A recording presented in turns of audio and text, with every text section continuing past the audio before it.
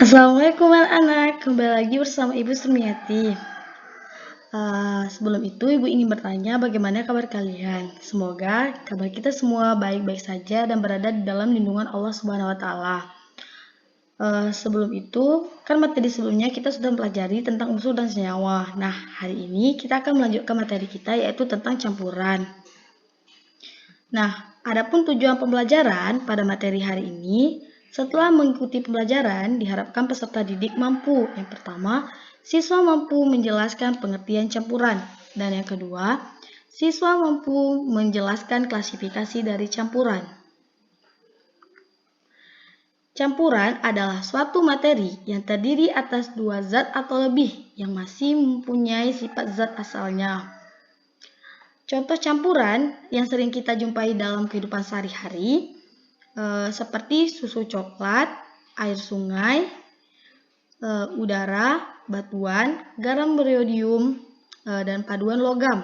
Serta kita sering menggunakan campuran, berbagai jenis campuran itu, misalnya kita ingin memasak, lalu kita membuat teh manis atau kopi. Campuran terbagi menjadi dua. Yang pertama ada campuran homogen dan yang kedua ada campuran heterogen. Campuran homogen.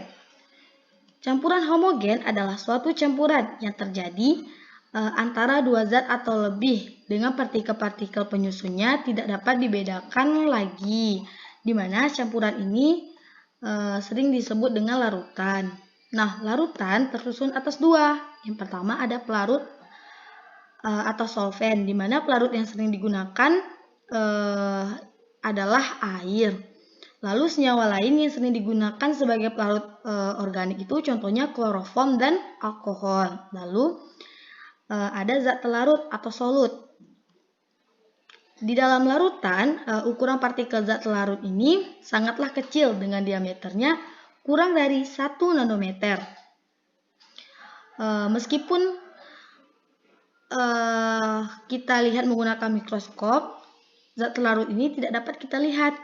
Nah, oleh karena itu, larutan ini terlihat homogen atau sama.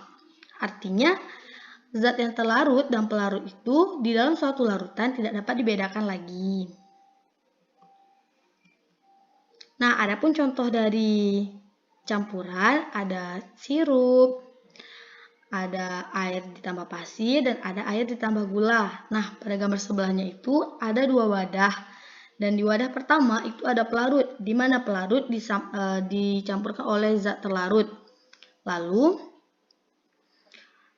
akan menjadi suatu larutan, di mana partikel zat terlarut ini tidak dapat terlihat, sehingga tidak dapat dibedakan dengan pelarutnya. Dapat dilihat di gambar larutannya, di mana pelarut dan zat larutnya tidak bisa kita bedakan lagi karena dia sudah tercampur.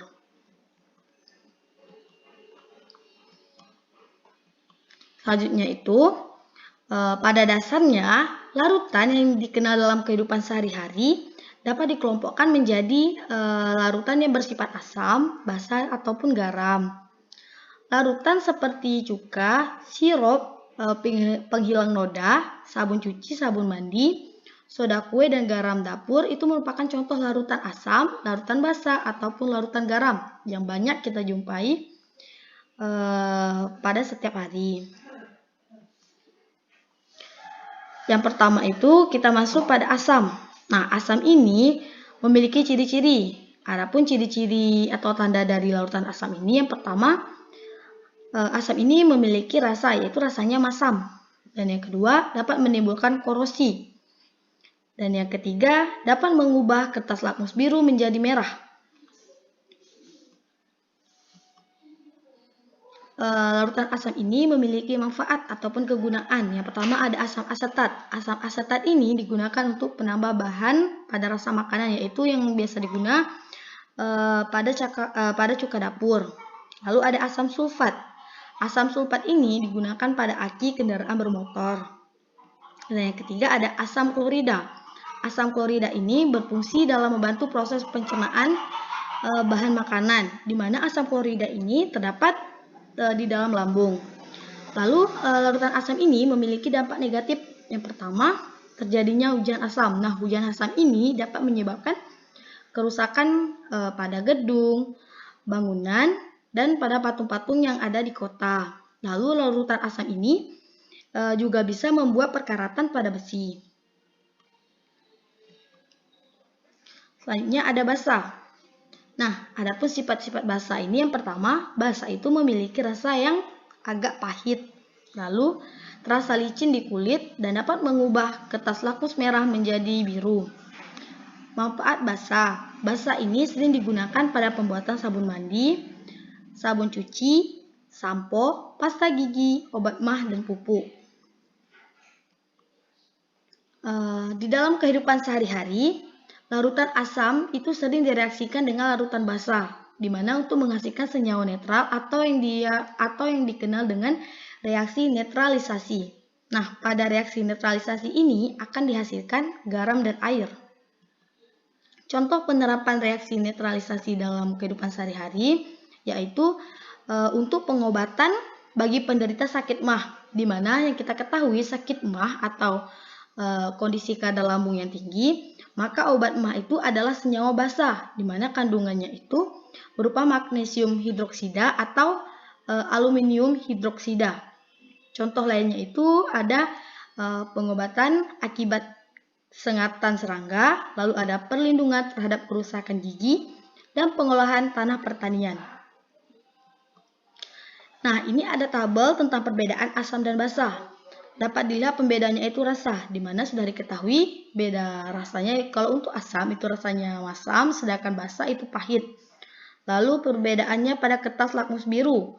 Pada asam itu memerahkan kertas lakmus biru, sedangkan basa tidak berubah warna. Lalu kertas lakmus merah. Kalau pada asam tidak berubah warna, sedangkan pada basa itu membirukan kertas lakmus merah. Lalu sedangkan sifat untuk dari pembedanya sifat, di mana asam itu memiliki sifatnya korosif dan basa itu kaustik. Lalu reaksi dengan air. Kalau pada asam itu menghasilkan H+, sedangkan pada basa menghasilkan ion OH-.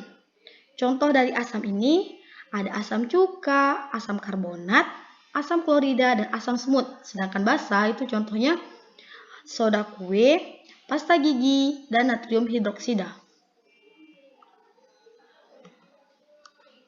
Indikator. Indikator adalah salah satu cara yang digunakan untuk membedakan asam atau basa.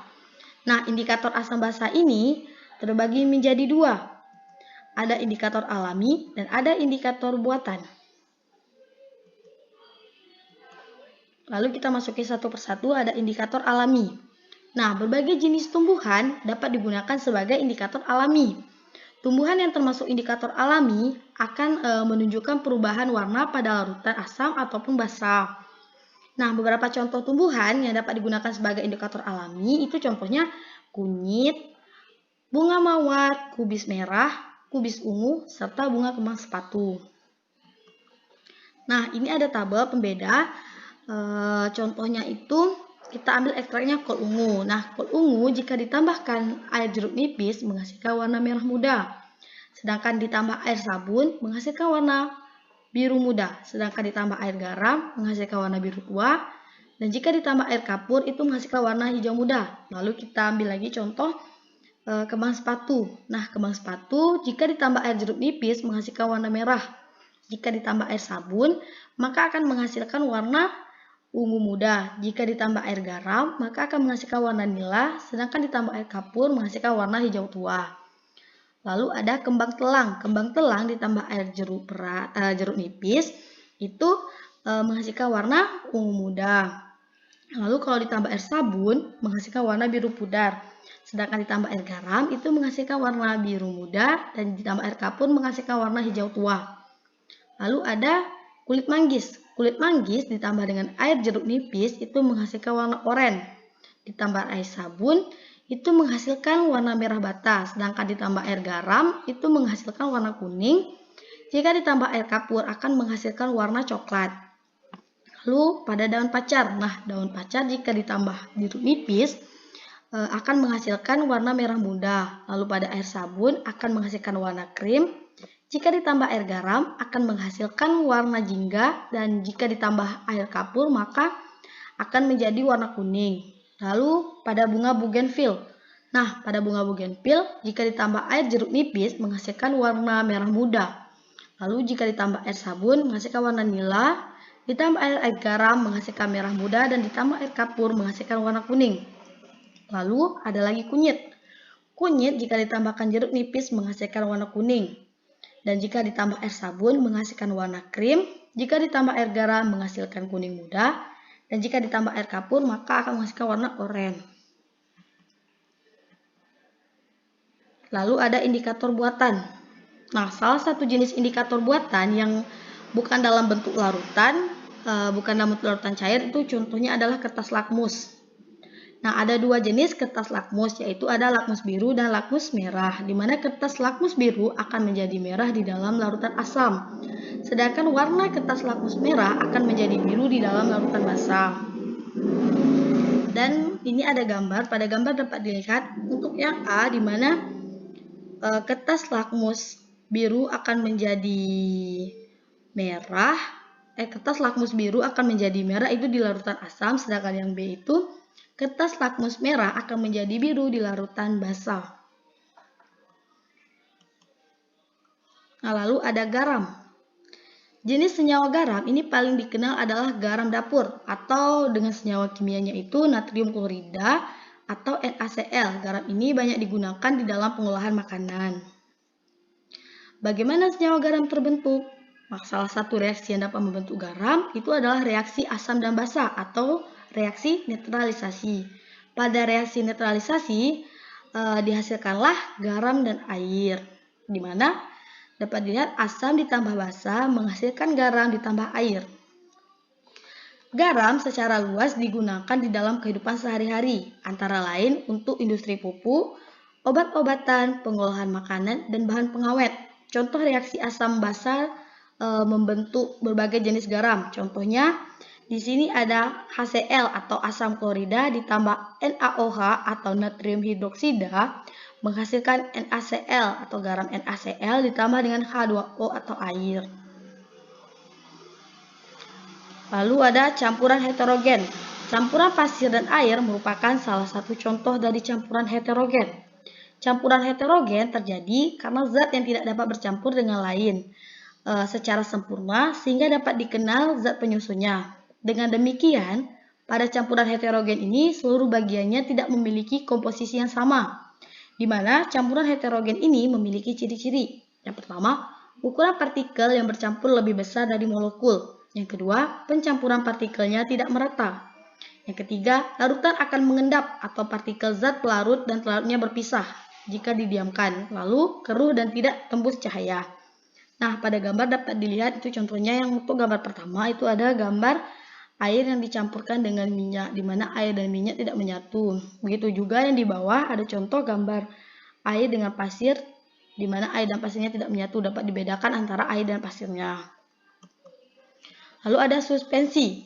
Suspensi campuran zat atau senyawa yang terlihat keruh dan tidak bisa stabil jika dibiarkan akan mengendap. Nah, contohnya kopi dan air setelah diaduk, di mana kopi akan mengendap di bawah gelas, lalu ada air dan pasir, lalu ada lumpur, lama-lama bisa terurai antara tanah dan air, lalu ada semprotan aerosol seperti pengharum ruangan, deodoran, atau obat nyamuk. Lalu ada koloid. Koloid adalah campuran zat yang tidak tercampur rata dan jika dibiarkan tidak juga mengendap. Contohnya itu ada cat, darah, asap, debu di udara, dan keju.